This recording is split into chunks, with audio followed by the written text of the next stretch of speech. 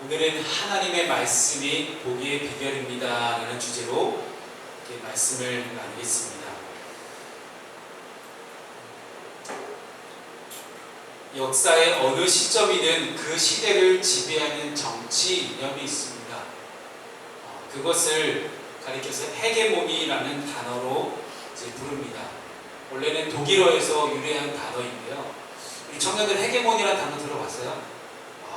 역시 우리 책을 많이 읽는 종혁이 엄지척. 네, 좋습니다. 이 헤게모니라는 단어가 가장 많이 등장했던 시대는 냉전 시대였습니다. 세계 근현대사에 두 가지 헤게모니가 있었습니다. 그 두 가지 헤게모니는 자본주의를 근거로 하고 있는 민주주의가 있었고, 사회주의를 근거로 하는 공산주의가 있었습니다. 원래 자본주의와 사회주의는 정치 이념이라기보다는 경제 이념입니다. 그런데 이 돈이라는 것이 얼마나 참 얄팍하고 되게 교활한 녀석인지 사단이 우리 인간을 분리시켜 놓기 위해서 이 돈이라는 것을 사용해서 사람들을 분리시켜 놓기 시작하는데, 원래 이 자본주의와 사회주의는 이 돈의 개념이었지만 이것이 정치 이념으로 변질이 됩니다. 그것이 바로 우리가 이야기하는 민주주의입니다. 그리고 공산주의죠. 이 두 가지 정치 이념이 지구촌을 양분하고 두 이념의 진행과 결과를 우리는 다 알고 있습니다. 구소련이라고 불려지는 이제 소비에트 연방이 이제 무너졌잖아요. 그것에 대해서 수많은 나라들이 독립을 했습니다. 역사 속에서 자본주의를 근거로 한 민주주의는 어쨌든 완벽하지는 않습니다. 인간이 세운 정치 이념이 어떻게 완벽하겠습니까마는 어쨌든 지금 현재도 계속 유지되고 있습니다.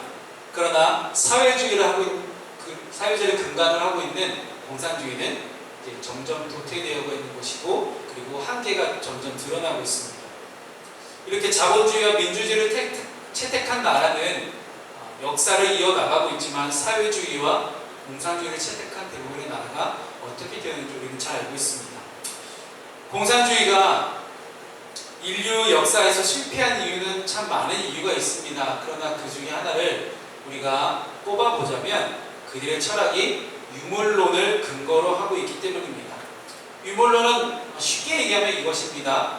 여러분, 관념론과 유물론의 차이를 제가 예전에도 잠깐 설명을 드렸지만, 관념은 머릿속에 있는 생각 개념이에요. 내 머릿속에 사과를 떠올리면 이거는 관념입니다. 그러나 실제 내가 머릿속에 떠올리는 사과라는 것 이외에 내가 직접 눈으로 봐야만 알 수 있다는 것이 바로 유물론 사상입니다. 물질이 기반하고 있습니다. 그렇기 때문에 직접 내 안에 이 물질이 들어와야만 이 물질로 인정되는 것이 유물론 사상 중에 하나입니다. 쉽게 제가 설명을 좀 드리려고 노력을 하고 있는데요. 어찌됐든 인간은 물질로 이루어졌기 때문에 인간의 만족은 물질의 부족함을 채워야만 가능하다고 얘기를 합니다. 그렇게 되면 유물론에 입각한 사상에 의하면 최대 다사 최대 행복이 되겠죠. 벤담이 이야기했죠. 기억하죠? 고등학교 졸업한 지 얼마 됐다고 아직도. 여러분, 그래요. 그래서 내가 더 많은 행복을 가지려면 더 많은 물질을 가져야 된다는 거예요. 쉽게 얘기해요. 근데 이것은 하나님께서 우리에게 말씀하신 가르침과는 조금 다릅니다. 하나님께서는 우리가 물질로 이루어진 존재가 아니라 창세기 1장 말씀에 하나님의 형상대로 이루어진 존재다라고 말씀하십니다.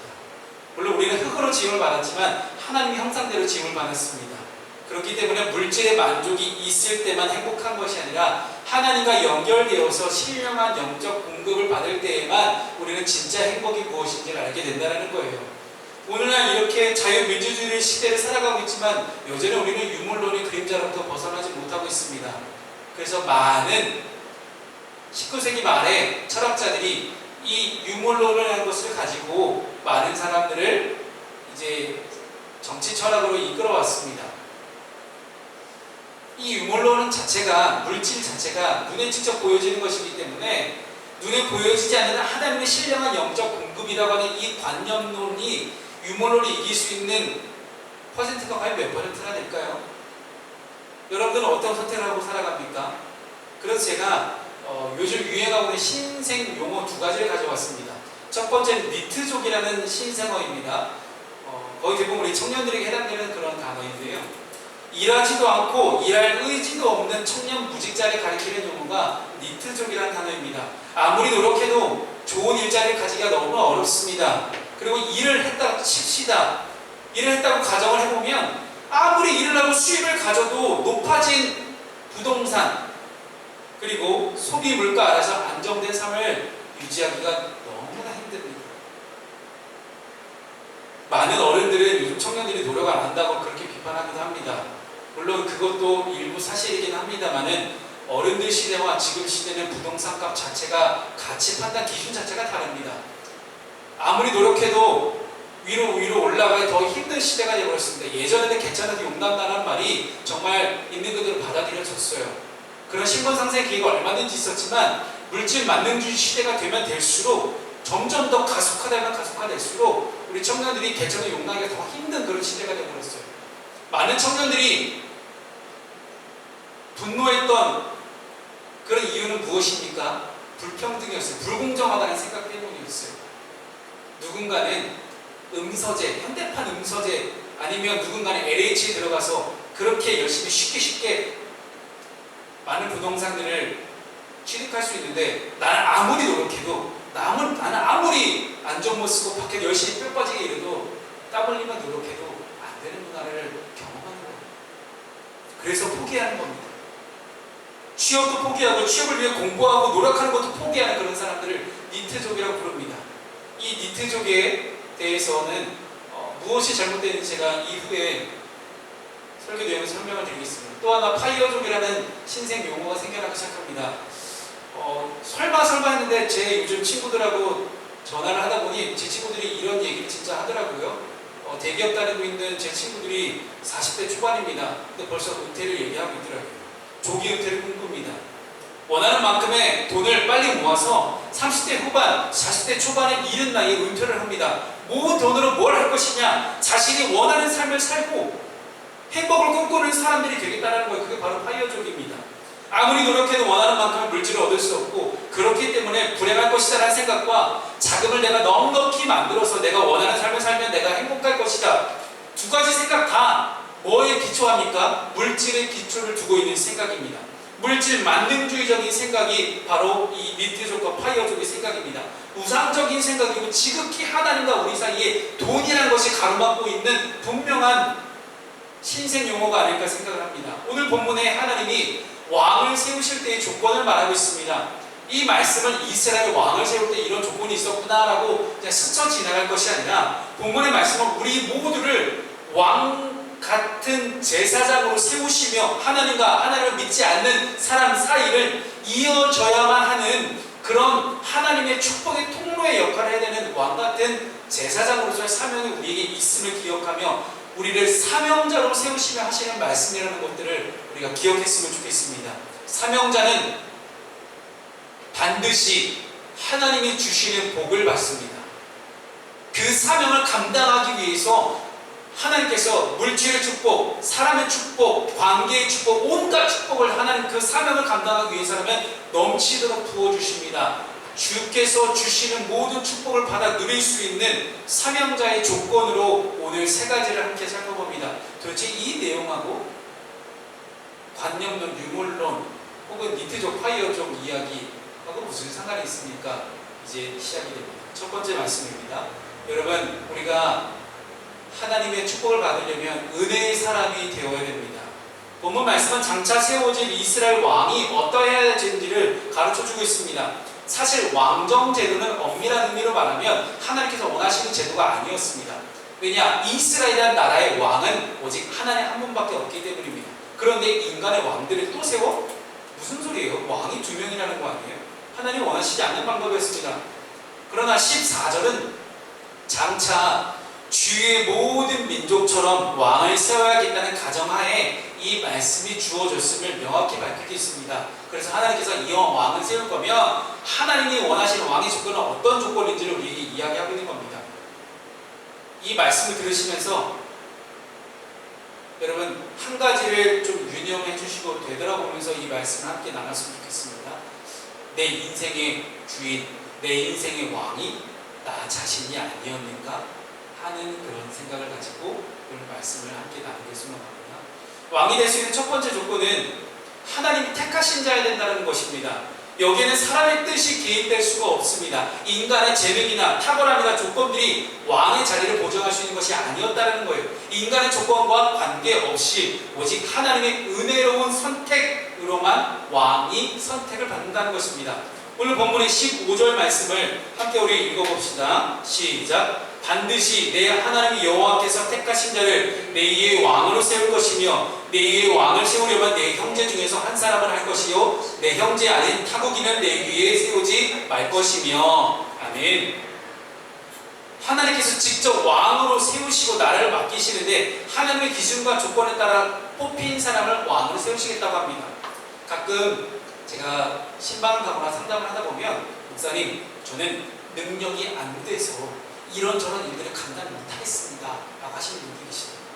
그러나 성경 말씀이 알려주시는 하나님은 오직 하나님의 기준으로 사람을 세우시고 그 사람에게 하나님의 은혜를 베푸시며 그 직분을, 그 사명을 감당할 수 있는 모든 필요 충분 조건들을 하나님이 채워주신다는 것입니다. 뭘 안 해서 이 축복을 못 받습니까? 순종을 안 해서 못 받습니다. 이 은혜라는 단어를 교회에서 너무 많이 들으셨죠. 그래서 별로 감흥이 없을지 모르겠습니다만 은혜가 얼마나 대단한 것인지 성경을 통해 함께 살펴보겠습니다. 로마서 5장 21절 말씀이 이렇게 말씀합니다. 함께 읽어볼까요? 시작. 죄가 사람 안에서 왕노릇할 것 같이 은혜도 또 하나님으로 말미암아 왕노릇하여. 은혜가 왕노릇한다는 거예요. 은혜가 왕이 된다는 것입니다. 이처럼 하나님은 은혜를 받은 사람을 왕으로 선택하신다는 거예요. 사람을 왕으로 세우시는 게 아니라 은혜 받은 사람을 왕으로 세우신다는 거예요. 지극히 관념적인 생각입니다. 은혜, 보이지 않는 추상적인 가치예요. 그런 개념이에요. 그런데 이 은혜가 누가 보더라도 왕 노릇한다는 거예요. 그렇다는 것은 뭐냐면 물질 안에 물질로 구성되어 있는 사람에게 은혜라는 하나님의 가치와 관념이 부어진다면 그 은혜가 왕이 된다는 거예요. 은혜가 물질 세계를 이긴다는 거예요. 그 어떤 물질 만능주의 시대를 살아가도 은혜가 이긴다는 거예요. 오병이의 기적에서 보리떡 5개, 물고기 2마리밖에 없었지만 하나님께서는 은혜로 모든 사람들을 먹이셨고 남게 하셨습니다. 그것이 바로 물질을 이기는 은혜의 능력입니다. 은혜가 왕입니다. 베드로전서 2장 9절 말씀을 또 읽어볼까요? 시작.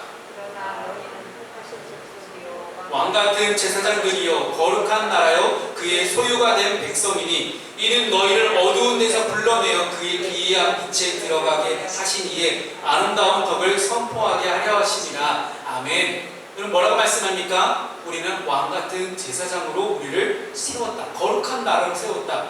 하나님의 소유가 된 백성이다. 나는 이미 하나님의 소유라는 것이, 내가 아무리 많이 가지고 있다 한들, 내가 아무리 많은 돈과 재물과 명예가 있다 한들 그것이 다 하나님의 소유라는 것입니다. 그렇기 때문에 우리는 이 모든 것들이 누구로부터? 하나님으로부터 주어졌다는 것을 기억하고 이 은혜를 기억하고 하나님을 신뢰할 수 있어야 된다는 이야기입니다. 과거와 현재의 나의 모습이 어땠는지는 은혜 앞에서는 아무런 소용이 없습니다. 과거에 내가 어떤 인생을 살았는지 여러분 전혀 중요하지 않습니다. 은혜는 긍휼입니다. 긍휼. 한없는 긍휼이 은혜입니다. 베드로가 예수님을 하룻밤에 몇 번 부인했죠? 3번 부인했어요. 나 예수님 모른다. 그런데 예수님은 부활하시고 자기를 모른다라고 얘기하고 저주했던 이 베드로를 찾아가서 그와 함께 아침밥을 드시고 그를 위로하시고 네가 나를 사랑하느냐라는 질문을 통해서 네 양을 먹이라. 또 다른 사명자로 베드로를 세워주시는 광경을 보게 돼요. 우리 하나님께 마음을 잘못 먹었어요. 다시 한번 하나님이 세워주시는 그 사랑, 그것이 은혜이고 긍휼입니다. 그래서 요한복음 1장 16절에 이렇게 말씀합니다. 우리가 다 그의 충만한 데서 받으니 은혜 위에 은혜로다. 은혜 위에 은혜라는 이 단어를 참 좋아하는 성경 문구 중에 하나예요. 이 바로 위에 이 말씀, 이 16절 요한복음 1장 16절 바로 위에 말씀이 뭐라고 기록하냐면요 14절 가운데서 말씀이 육신이 되어 이 땅 가운데 오셨다라고 이야기를 해요. 예수님 자체가 곧 은혜라는 것입니다. 즉 누구나 예수 그리스도를 영접하기만 하면 은혜를 선물로 받는다는 이야기예요. 그러나 그래서 은혜의 목적은 은혜입니다. 은혜는 더 큰 은혜를 불러오게 되어 있습니다. 그래서 여러분 우리 모두가 다 은혜로운 사람이 될 수 있기를 바랍니다. 은혜로운 아버지, 은혜로운 어머니, 은혜로운 남편, 은혜로운 아내, 은혜로운 아들, 은혜로운 딸, 은혜로운 자녀, 은혜로운 동료. 이렇게 될 때 하나님께서 그 사람에게 친히 하나님의 나라와 하나님의 백성을 맡기시고 능력 주시는 것을 기뻐하십니다. 너희는 먼저 그의 나라와 그의 의를 구하라고 말씀하시죠. 그리고 이 모든 것을 너에게 더하십니다. 하나님의 축복을 받기를 원하십니까? 그렇다면 먼저 은혜로운 사람이 되십시오. 그리고 사명자가 되십시오. 그래야 우리가 은혜를 받고 축복을 받습니다. 두 번째 말씀, 우리는 아까 베드로의 이야기를 말씀드렸지만 과거에 얽매여 있는 사람이 되지 말아야 합니다. 그래야 축복을 받습니다. 오늘 16절 말씀을 함께 읽어볼까요? 시작. 그는 병마를 많이 두지 말 것이요 병마를 많이 얻으려고 그 백성을 애굽으로 돌아가게 하지 말 것이니 이는 여호와께서 너희에게 이르시기를 너희가 이후에는 그 길로 다시 돌아가지 말 것이라 하셨음이며. 여러분 이 16절 하반절에 뭐라고 말씀합니까? 애굽으로 돌아가는 것을 하나님 굉장히 싫어하신다는 그런 표현을 하고 있어요. 예레미야 선지자 때 구약의 유다 나라에서 예레미야 선지자 때 유다가 바벨론에서 멸망당할 위기에 처합니다. 많은 사람들이 바벨론을 맞서 싸워야 된다 이렇게 이야기를 해요. 근데 예레미야 선지자가 아닙니다. 바벨론에 항복해야 됩니다 라고 이야기해요. 그랬더니 사람들이 예레미야를 감옥에 갖다 집어쳐넣어요. 너 같은 이상한 얘기에 나라와 민족을 배반하는 그런 선지자가 어딨냐? 막 그렇게 이야기합니다. 그때 예레미야 선지자가 많은 유다 백성들이 하는 이야기를 들어요. 유다 백성들이 뭐라고 했냐면 우리가 이렇게 바벨론한테 침략을 당해서 침공을 당해서 멸망당해서 바벨론을 섬기는 것보다 차라리 우리가 애굽으로 돌아가서 애굽을 섬기자. 바벨론보다 애굽이 낫지 않냐? 이게 무슨 예전에 엄마 부대 주옥순이라는 그런 정치 이념에 사로잡힌 그 이상한 여자가 있잖아요. 그 여자가 뭐라 하는지 아세요? 빨갱이보다 친인이 낫지 않냐 이렇게 이야기를 해요. 지금 똑같은 이야기예요. 정말 말도 안 되는 이야기를 하고 있는데 이해가 됩니까 우리 청년들? 빨갱이보다 친인이 낫다고 하는 게? 하나님은 애굽을 정말 극도로 경계하셨습니다. 그 까닭은 뭐냐면 예레미야 선지자한테 애굽으로 절대 돌아가지 말라고 이야기를 하는데 이것이 예레미야 42장에 나와요. 하나님께서 이스라엘 백성을 애굽으로 돌아가서 이토록 경계하신 이유는 단 한 가지입니다.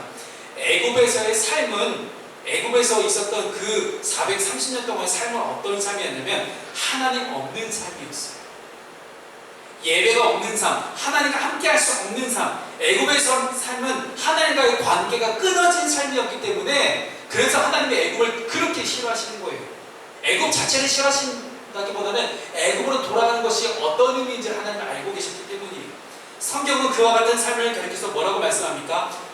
어둠에 속한 삶이다. 목자 잃은 양과 같은 삶이다 라고 기록합니다.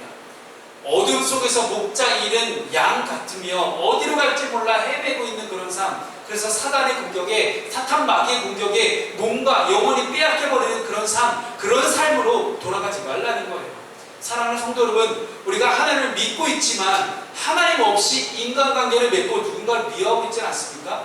여러분 제가 주변차게 말씀드리는 부분이 하나가 있잖아요. 신앙 훈련은 신앙의 훈련은 어떤 훈련이냐? 관계 훈련이다. 관계 훈련은 교회에서 반드시 해야 되는 관계 훈련이 4가지가 있습니다.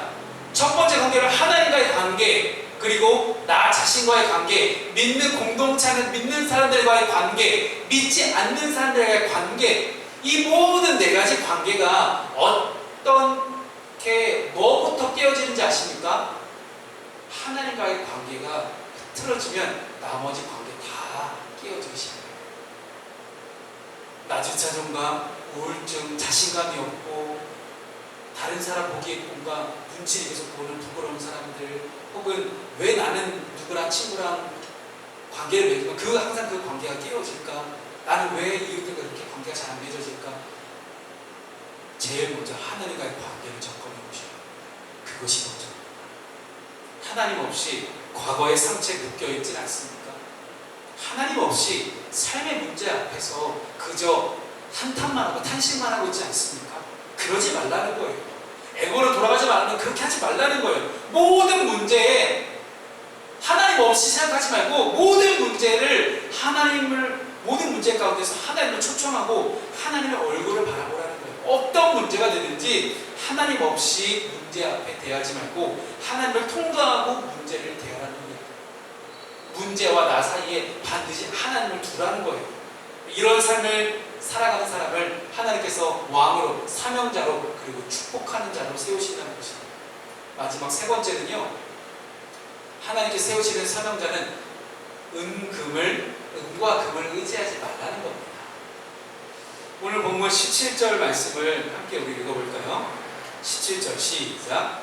내게 아내를 많이 두어 그의 마음이 미혹되게 하지 말 것이며 자기를 위하여 은금을 많이 쌓지 말 것이니라. 은금을 쌓지 말라고 하는데요, 이스라엘의 왕의 조건입니다. 이스라엘 백성이 가나안 땅에 정착해서 이제 땅을 경작하며 살아가게 되면 곡식이라는 것이 나오겠죠. 그리고 그 곡식을 쌓게 됩니다. 넘치도록 채워주시는 하나님의 은혜 가운데 농사가 잘 돼서 곡식이 쌓아지기 시작하면 그 쌓아지는 곡식 때문에 여러분, 이 자본, 이 물질 때문에 정치가 생겨나기 시작합니다. 이것은 나중에 이제 제가 인문학과 관련된 이야기를 하면서 좀 말씀을 드릴 텐데요. 남들보다 더 많은 땅을 가지고 있고 남들보다 더 많은 소유를 갖고 있는 사람이 소유가 적은 사람의 것을 언젠가는 다 빼앗게 된다는 거예요. 거기서 정치라는 것이 생겨나게 됩니다. 권력이라는 것이 생겨나게 됩니다. 어쨌든 안정된 삶을 살아가면서 이스라엘 백성이 다른 나라로 눈을 돌리겠죠. 다른 나라는 왕이 있는데 왜 우리는 왕이 없어? 그러나 하나님이 세우시고자 하는 왕은 어떤 왕입니까? 은과 금을 의지하지 않는 사람이에요. 지금도 그렇지만 고대 사회에서도 은과 금은 왕에게 통치 자금입니다. 은과 금이 군사적 힘이 되고 외교적 수단이 돼요. 미국이라는 나라가 전 세계적으로 항공모함이 제일 많은 나라예요. 그렇다는 것은요, 핵 무기 미사일이 제일 많아요. 그래서 미국이 돈이 있기 때문에 그건 다 만든 거잖아요. 결국은 돈이 힘입니다. 근데 왜 돈이 힘이 아닌지에 대해서 성경은 이야기를 하고 있는데요. 우리가 이제 지난번에 묵상했던 말씀, 역대하 말씀을 묵상하실 때 나왔던 남유다 왕 중에 아마샤라는 왕이 있었습니다. 이 아마샤 왕이 뭐 했죠? 전쟁을 앞두고 은 100달란트를 사용해서 용병을 고용합니다. 북이스라엘에서, 그때까지도 남유다랑 북이스라엘은 서로 적국이었는데 지금 우리처럼 남한과 북한은 갈라져 있었는데 북이스라엘 용병을 무려 10만 명이나 고용을 해요. 이야, 10만 명이 얼마나 큰 숫자냐면요, 여러분, 사사기 말씀, 사사기 중에 나오는 사사 중에 기드온 있잖아요. 기드온의 몇 명 용사? 300용사. 영화 300, 그 말고 요하나 기드온의 300용사가 있어요. 이 기드온의 300용사로 미디안의 대군을 물리칠 때 이 미디안 군대가 몇 명이었냐면 13만 5천 명이었어요. 그러니 외국 군대 중에서 13만 5천 명씩이나 쳐들어왔던 그 역사적 기록도 있는데, 지금 남유다 아마샤 왕은 용병 고용에 10만 명씩이나 고용한 거예요. 엄청난 대군입니다. 또한 히스기야 왕이 당시 강대국이었던 바벨론의 신하들에게, 바벨론의 사신들에게, 외교사절들에게 환심을 사기 위해서 그가 예루살렘 성전의 모든 창구문을 다 열어서 보여줍니다. 봐라, 하나님 우리에게 이렇게 축복해 주셨다, 이런 얘기예요. 봐라, 우리 성전 볼래? 성전의 기둥 하나에도 우리 다 금박을 돌렸어. 우리가 이런 나라야. 니네 우리 깔보지만 니네가 나라는 커도, 땅덩이 커도 우리가 이렇게 대단한 나라야? 하나님 우리에게 이렇게 축복해 주셨다. 야, 봐라, 성전 창고에 있는 이 하나님의 성전 기명들 봐라. 은촛대, 금촛대 봐라. 야, 방패 하나도, 우리 성전 지키고 있는 방패 하나도 우리 다 금이야. 볼래? 이야, 그거 겉모습 치장은 쫙, 속 알맹이는 하나도 없는데 겉모습만 드려. 그렇게 의시되는 거예요. 그렇게 군사적 힘을 얻을 수 있는 통로, 외교적 도움을 얻을 수 있는 통로가 바로 은과 금이었어요. 그러나 하나님께서는 뭐라고 말씀하십니까? 은과 금을 의지하지 말라는 거예요. 하나님은 우리가 물질이 넉넉함으로 인해서 평안한 삶을 살거나 물질이 부족함으로 인해서 궁핍한 삶을 사는 것을 원하지 않으십니다. 무슨 얘기인지 이해가 안 되죠? 좀 더 쉽게 설명해 줄게요. 지금 눈빛들이 이해가 안 되는 표정이에요. 저도 이 설교 문장을 적으면서 분명히 이해가 안 될 거야 하면서 적었어요. 무슨 말이냐면 물질의 많고 적음에 따라서 우리의 행복도가 달라지면 안 된다는 거예요. 이해가 됐죠 이제? 물질이 많다고 행복하고 궁핍하다고 물질이 없다고 궁핍하게 사는 걸 원하지 않는 거예요. 이해가 안 돼 아직도? 평안함과 궁핍함의 기준이 물질이 아니라는 거예요. 이해가 되죠? 그렇죠? 네. 하나님은 우리가 매일매일 성실하게 하나님을 의지하고 성실하게 하나님을 찾고 구하고 두드리는 그런 삶을 통해서 하나님께서 부어주시는 힘과 능력으로 살아가기를 원하시는 겁니다. 이것이 참된 평안이라고 이야기를 하시는 거예요. 왕의 자격은 창고를 은과 금으로 가득히 채워서 군사적 힘을 확보하고 외교의 나를 함께 해줄 수 있는 그런 외교적 우군을 확보하는 것이 아니라 매일 매 순간 1분 1초도 우리가 하나님을 의지하고 매일 기도하고 매 순간 성령님 안에서 예배하는 그런 삶을 살아가길 원하십니다. 이것이 진짜 하나님이 원하시는 왕의 자격이고 이것이 진짜 하나님이 원하시는 사명자의 자격이며 이것이 진짜 하나님이 원하시는 축복받는 사람의 조건이라는 거예요. 그때 하나님께서 친히 이스라엘의 방패가 되시고 산성이 되시고 병거가 되시고 보호와 금은 보호가 되신다는 이야기입니다. 그렇기 때문에 여러분들은 절대로 니트족이 아닙니다. 아멘. 마스크 써서 그렇지 아멘 한 번씩이지? 네, 아멘이면 누군 한번 깜빡 해주세요. 여러분 니트족이 아닙니다. 여러분 그 누구도 파이어족이 아닙니다.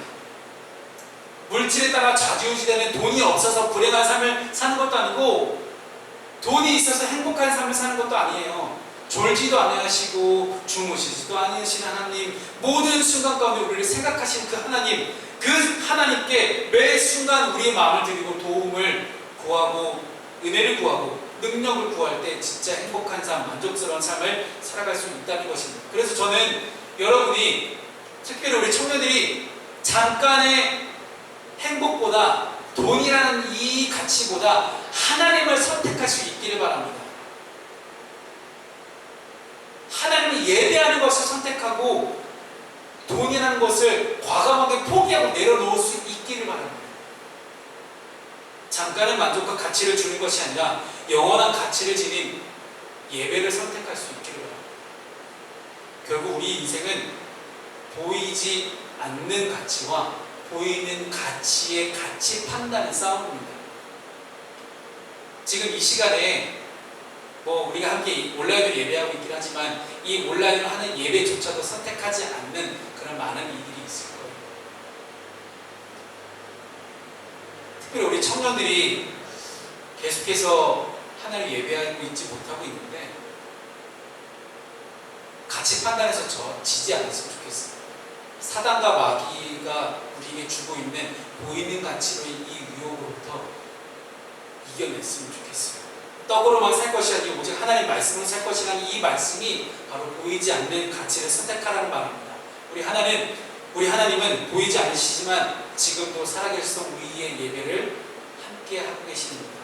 찬양받기에 합당하신 우리 하나님을 고민하지 않고 자신있게 선택할 수 있는 여러분 되었으면 좋겠습니다. 말씀을 정리합니다. 그럼 8월달 주제는 복입니다. 여러분이 가장 좋아하시는 복입니다. 얼마나 좋아요. 동서양과 공을 막론하고 복을 안 좋아하는 사람은 그 어디에도 없습니다. 오죽하면 옛말에 다리 떨면 복 달아난다 이렇게 얘기하잖아요. 다리 떨면 복 달아난다고 다리 떨지 말라. 그리고 외국에서는 재채기 하면 God bless you라고 이렇게 보통 이야기해요. 외국 가면 그렇게 해줘. 이 God bless you의 유래에 대해서는요 14세기에 유럽에 흑사병이라는 전염병이 돌 때 전염병 흑사병의 초기 증상이 재채기였다고 합니다. 그래서 당시 교황이 누군가 재채기를 할 때마다 God bless you 이렇게 했다는 거예요. 이 표현이 널리 퍼져서 750년쯤부터 이렇게 관습으로 다 굳어졌다고 이야기를 합니다. 당시 사람들에게 불치병 환자를 두고 이와 같은 긍정의 말 한마디를 건네는 것이 최선이었던 것입니다. 다리를 떨지 않고 God bless you라는 위로의 말 한마디보다 더 중요한 것은 오늘 본문의 19절의 말씀처럼 말씀을 바로 옆에 두고 계속 읽으며 하나님을 경외하고 율법을 잘 지키는 것입니다. 그렇게 19절의 말씀을 잘 지켜 행하며 나아갈 수 있는 여러분 되었으면 좋겠습니다. 그래서 8월달 이 말씀을 가지고 하나님이 주시는 복이 무엇인지 정확하게 알고 그 복을 받기 위해서 어떻게 해야 되는지를 명확하게 알 수 있기를 바랍니다. 마치 사과나무 안에서 사과가 자동적으로 떨어지기를 그냥 기다리는 그런 사람이 되지 않기를